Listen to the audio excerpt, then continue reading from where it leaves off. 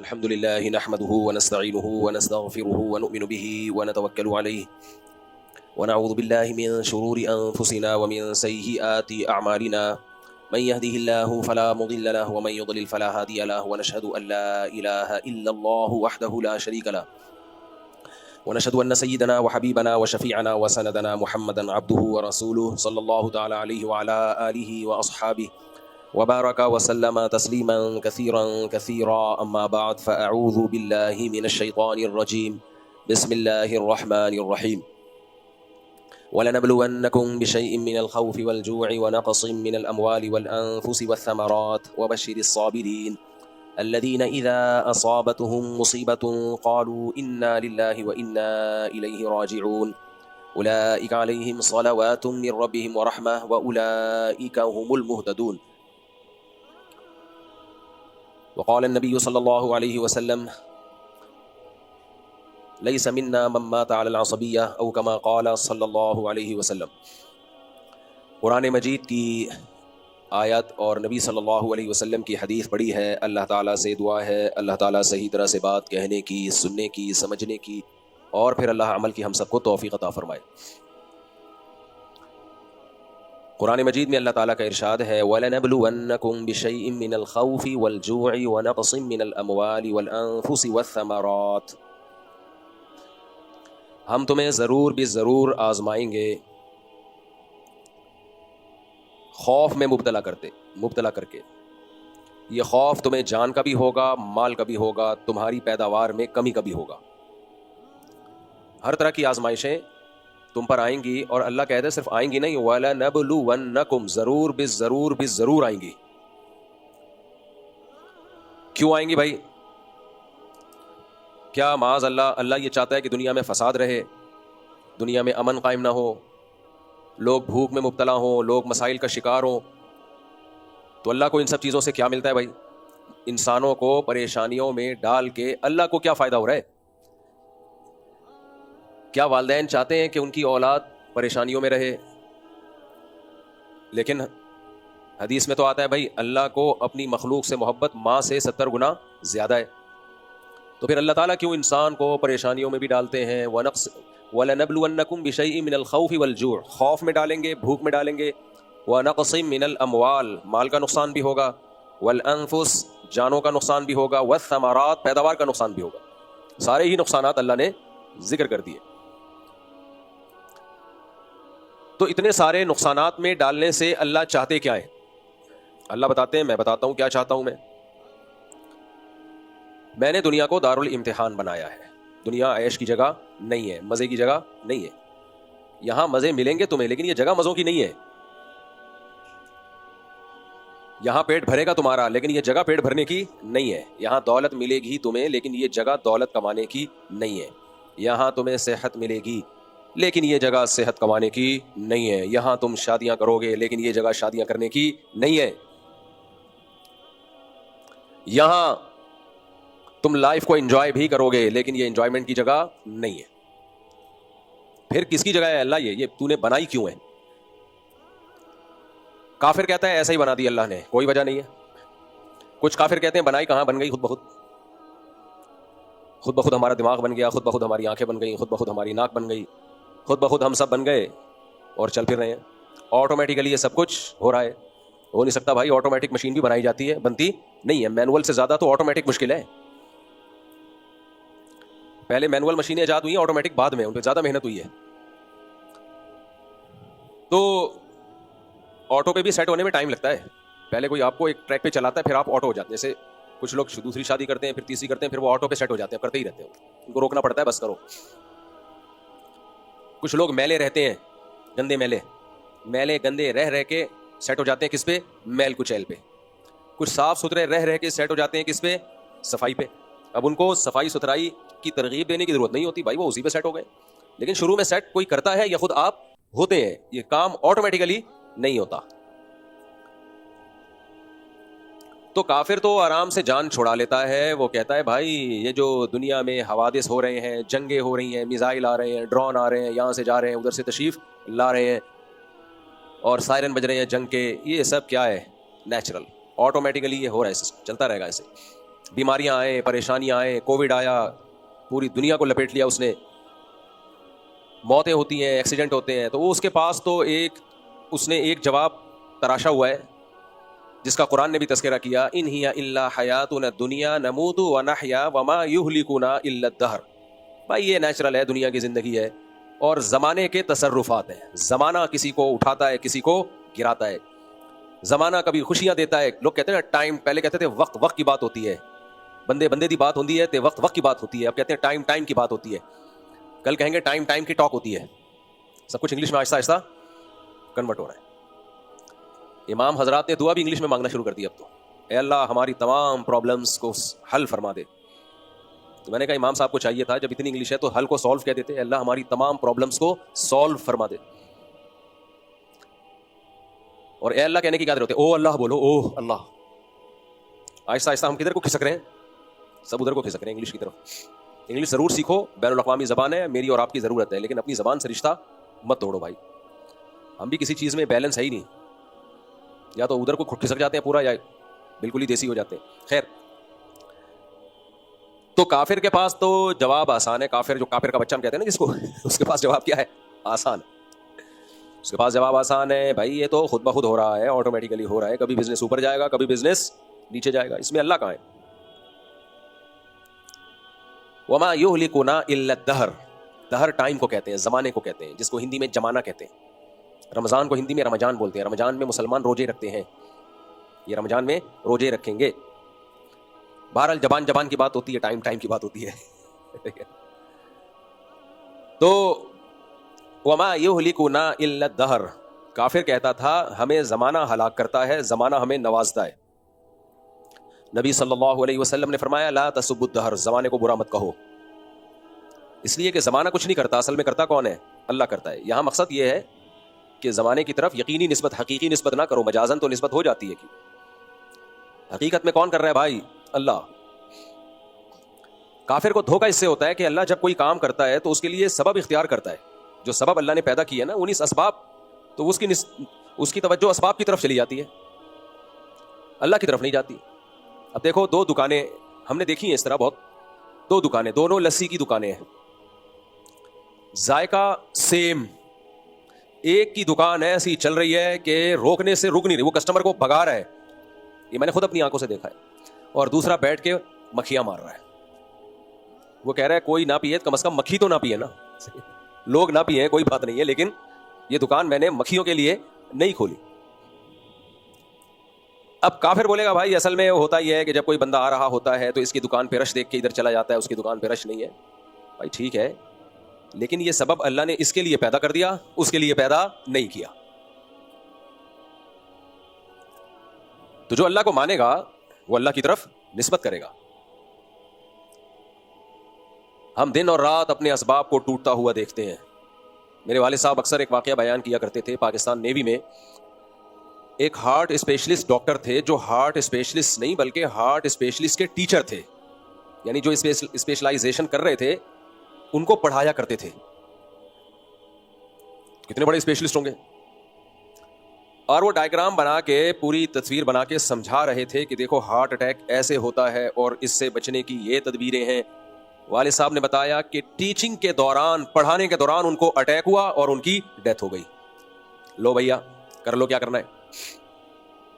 Doctor ہمیں کہتے ہیں اپنا کولیسٹرول چیک کر کے رکھو, کروانا چاہیے بھائی, 40-50 سال کے بعد مسائل آتے ہیں. بلڈ پریشر چیک کرو, ہر چیز تمیز سے چل رہی ہے. جو ڈاکٹر لوگوں کو کہتا ہے ظاہر ہے وہ خود بھی کر رہا ہوگا, اور جو ہارٹ اسپیشلسٹ ہے اس کی تو فیلڈ ہی یہی ہے. اس نے اپنا کولیسٹرول, خون میں کتنا گاڑھا پن ہے, اور ECG اور یہ سارے ٹیسٹ کروا کے رکھے ہوں گے کہ نہیں رکھے ہوں گے. کیا خیال ہے بھائی, ایک دم رپورٹیں کلیئر. اور آپ ابھی پڑھا رہے ہیں کہ جی یہ بلاکیج ہوتی ہے, اس کا خیال کرنا چاہیے, پراٹھے نہیں کھانے چاہیے, فیٹ مت لو وغیرہ وغیرہ, چینی کم کرو, یہ سب وہ رپورٹیں وہیں دھری کی دھری رہ گئیں.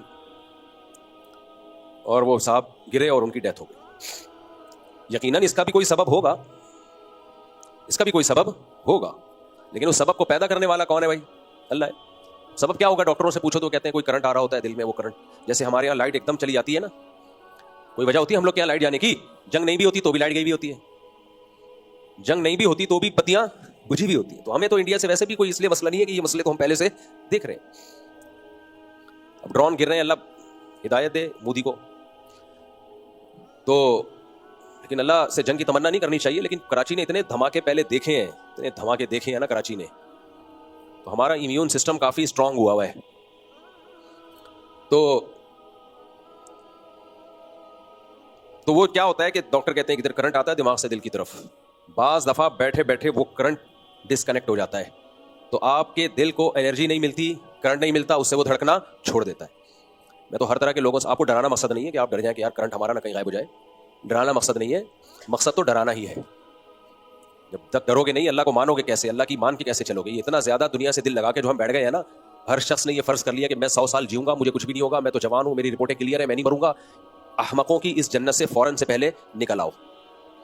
احمقوں کی جنت پتہ ہے کسے کہتے ہیں؟ سارے جہنم کے اسبابوں اور بندہ سمجھ رہا ہو کہ میں بیٹھا ہوا کہاں ہوں جنت میں, جس کو کہتے ہیں احمقوں کی جنت. تو مقصد آپ کو ڈرانا ہی ہے کہ کسی بھی وقت مر سکتے ہو. ایک بم تو وہ وہاں سے آنے کا خطرہ ہے, لیکن ایک بم ہماری باڈی میں بم لگے ہوئے ہیں, گرنیڈ فٹ ہوئے ہوئے ہیں, کوئی بھی کسی وقت پھٹ سکتا ہے. تو میرے ہر طبقے سے ملنا ہوتا ہے, بڑے بڑے ڈاکٹرز اور ہر فیلڈ کے ڈاکٹروں سے. تو یہ جو ہارٹ اسپیشلسٹ ڈاکٹر ہوتے ہیں نا, ان سے میں نے ایک دفعہ پوچھا کہ ہم تو دیکھتے ہیں کچھ لوگوں کو کوئی ہارٹ کا پرابلم نہیں ہوتا, پھر بھی مر جاتے ہیں وہ. جیسے آپ نے دیکھا ہوگا کچھ فٹ بالر ہیں, کھیل کے دوران مر گئے. اگر انہیں انجائنا کا کوئی پرابلم ہوتا, بلاکیج ہوتی, تو اتنی تیز بھاگ سکتے وہ؟ سوال ہی پیدا نہیں ہوتا. ڈاکٹر کہتے ہیں نا, جو آدمی جاگنگ کر رہا ہے اور سانس پھول رہا ہے اور سینے میں پین نہیں ہو رہا ہے, اس کا مطلب اس کی جتنی آرٹریز ہیں وہ سب اوپن ہے, وہ بالکل کھلی ہوئی ہیں. لیکن ہم دیکھتے ہیں بھاگتے بھاگتے دھڑام سے گرے, انا للہ. تو میں نے ایک ہارٹ اسپیشلسٹ سے پوچھا, میں نے کہا یہ کیا کہانی؟ بعض دیکھا ہم نے ساری رپورٹیں کلیئر ہیں, بیٹھے بیٹھے نکل لیے. تو ڈاکٹر کہتے ہیں بھائی وہ کرنٹ آ رہا تھا, وہ کسی وجہ سے فیوز اڑ گیا یا کیا ہو گیا. جیسے موٹر چلتے چلتے اچانک بند, پتا چلا جی وہ فیوز اڑ گیا ہے. فیوز بھی بہت لوگوں کا اڑتا رہتا ہے.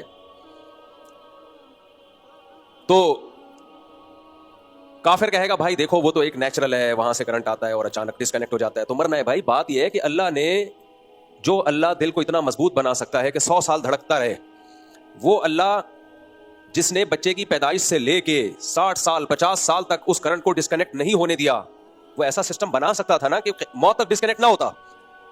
اس نے اس میں ایک سکم کیوں رکھا ہے, ایک فالٹ کیوں رکھا ہے؟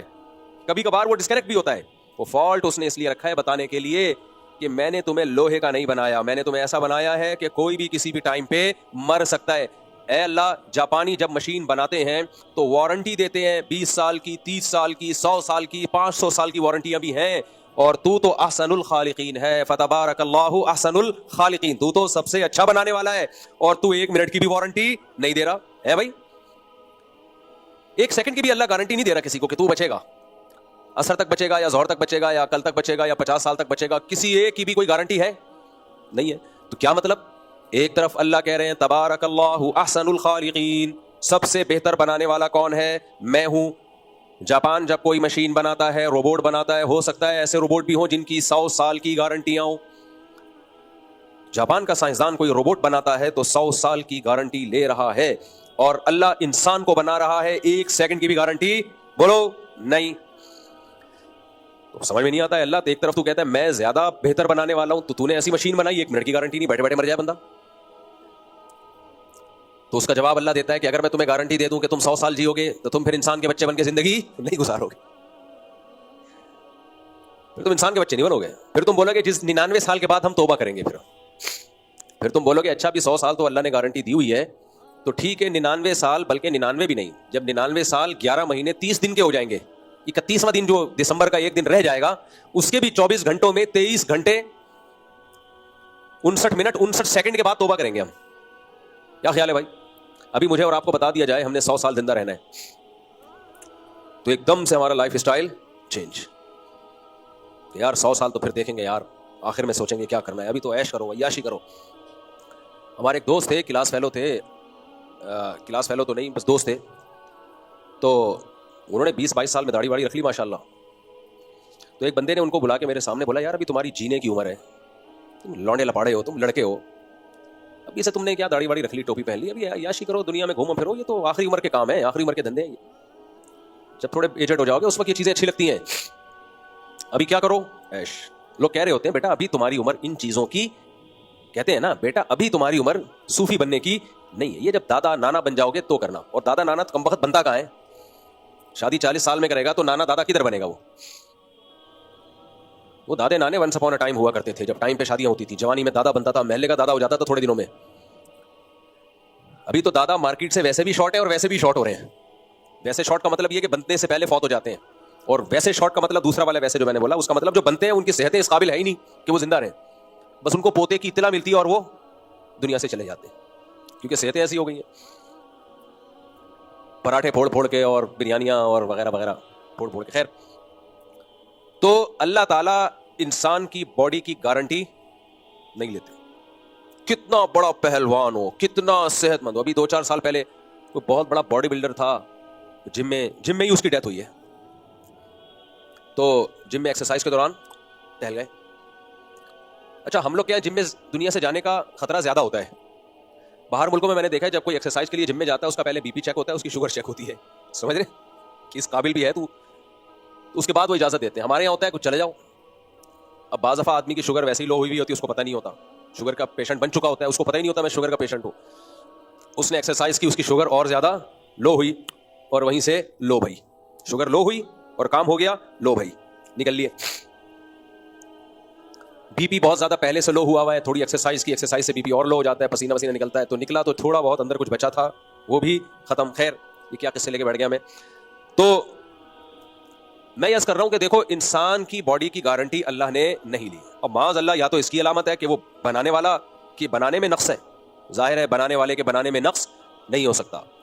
اس نے سورج بنایا, اربوں سال سے اتنی انرجی دے رہا ہے, کبھی تھکا نہیں ہے. 13 لاکھ گنا زمین سے بڑا, 13 لاکھ زمینیں اکلوتے سورج میں آ سکتی ہیں, اور ایسے دہتا ہوا جہنم کا انگارہ ہے, وہ ایسی آگ پھینک رہا ہے. لوہا پگھل جاتا ہے, کیا ٹیمپریچر ہے لوہے کے پگھلنے کا؟ 50-55. تو پانی نہیں ابلتا 50-55 پہ, خیر 460 ڈگری پہ. بھائی صحیح نالج دینا, نہیں پھینکنا نہیں. تو 5 لاکھ ڈگری سینٹی گریڈ سورج کا ٹیمپریچر. پگھلنے کا لفظ ہلکا ہے, ایسا تباہی مچا دے کہ برباد کر دے. تو اللہ نے بنایا وہ, اور پتہ نہیں کہاں سے اس میں گیس آ رہی ہے. دیکھو ہمارے ہاں گیس آتی نہیں ہے, بل بہت آتا ہے. ایک صاحب کے یہاں بہت زیادہ گیس کا بل آیا, کہتے ہیں کہ جہنم سے کنیکشن لے لیا کیا. پاکستانی قوم جو ہے باتوں میں بہت تیز ہو گئی, یار ہم نے کوئی جہنم سے تھوڑی کنیکشن لیا ہے بھائی, جتنا بل بات دے دی. تو کتنا ایندھن اللہ نے سورج میں ڈالا, جلا جا رہا ہے کروڑوں اربوں سال سے.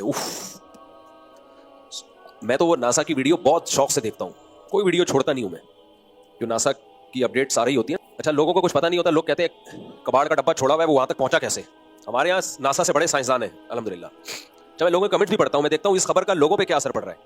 وہ جو خلائی سیارہ چھوڑتے ہیں نا, تو ناسا نے ایک سیارہ چھوڑا ہوا ہے, غالباً 87 میں چھوڑا تھا سورج کی طرف, بہت تیز اسپیڈ میں, سیکنڈوں میں پتہ نہیں کتنے کلومیٹر چلا جاتا ہے وہ. تو ابھی وہ سورج کے قریب ہے, تو اس میں کچھ ایسا سسٹم لگایا کہ ٹیمپریچر کا اس پہ اثر نہ ہو. وہاں سے وہ کیا آوازیں, بڑی ڈینجرس خطرناک آوازیں ریکارڈ کر کے بھیج رہا ہے. اور وہ جو سورج سے جو شعاعیں نکل رہی ہے نا, لہریں جو آگ کے شعلے نکل رہے ہیں, ان شعلوں کی لینتھ پتہ چل رہی ہے کہ کتنے اونچے اونچے تو اس کے شعلے ہیں جو آگ نکل رہی ہے. بہت بڑے بڑے شعلے ہیں وہ, ایسے آگ کا دہتا ہوا گولا. یہ ہمیں یہاں سے اتنا تمیز کا نظر آتا ہے سورج, اتنی تمیز والی چیز ہے نہیں جتنی ہم سمجھ رہے ہیں اس کو. اتنی آگ بھری ہوئی ہے اس میں, اتنی آگ.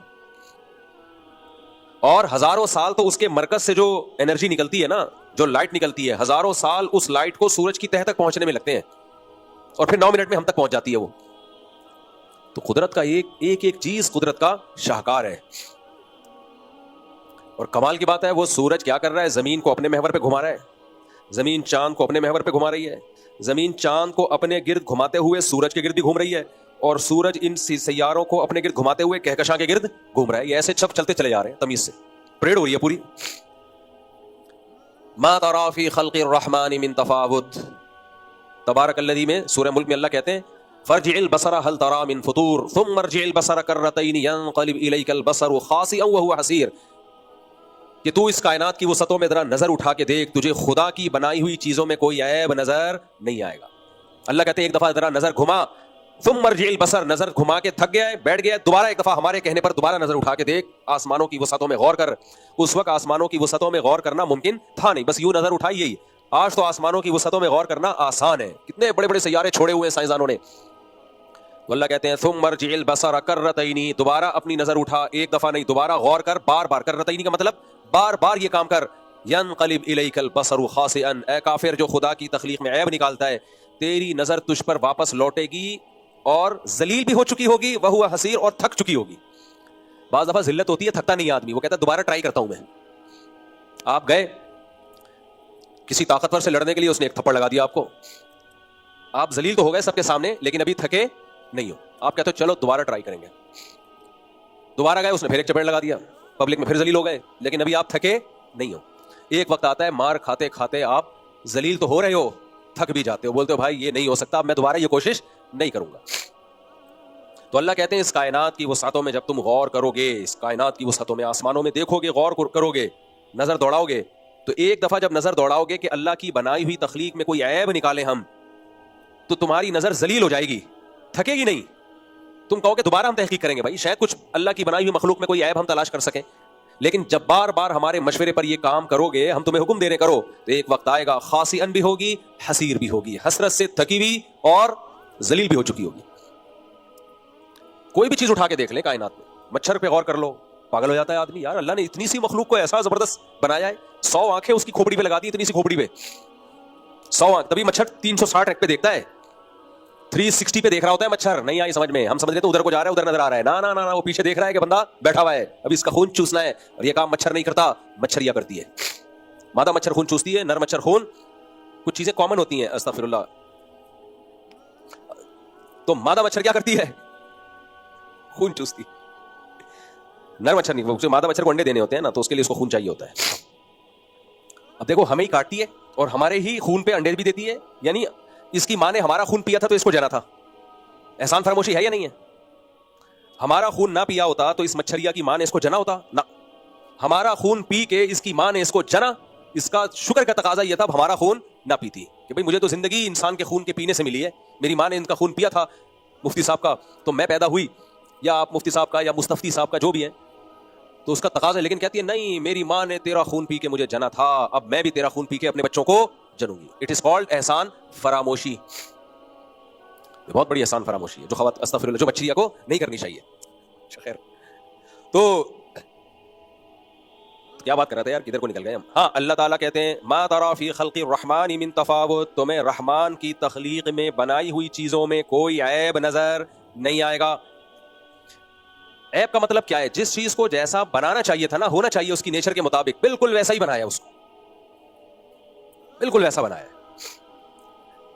تو یہ اس کی علامت ہے بھائی, بنانے والا ناقص نہیں ہے. لیکن پھر وہی سوال, اے اللہ, جاپان تو یہ دعویٰ نہیں کرتا کہ میری بنائی ہوئی چیزوں میں کوئی عیب نہیں ہے, بلکہ انہوں نے کمپنیاں بٹھائی ہوئی ہیں, سوزوکی کمپنی, ٹویوٹا کمپنی میں کچھ سائنٹسٹ اور انجینئرز ہر وقت بیٹھے رہتے ہیں, بھائی کہیں کوئی فالٹ نظر آئے تو بتاؤ, اگلی جب جو پروڈکٹ مارکیٹ میں آئے گی تو اس میں ہم اس فالٹ کو دور کریں گے. تبھی وہ جاپانی کمپنیوں کا اب تک کوئی مقابلہ نہیں کر سکا ہے.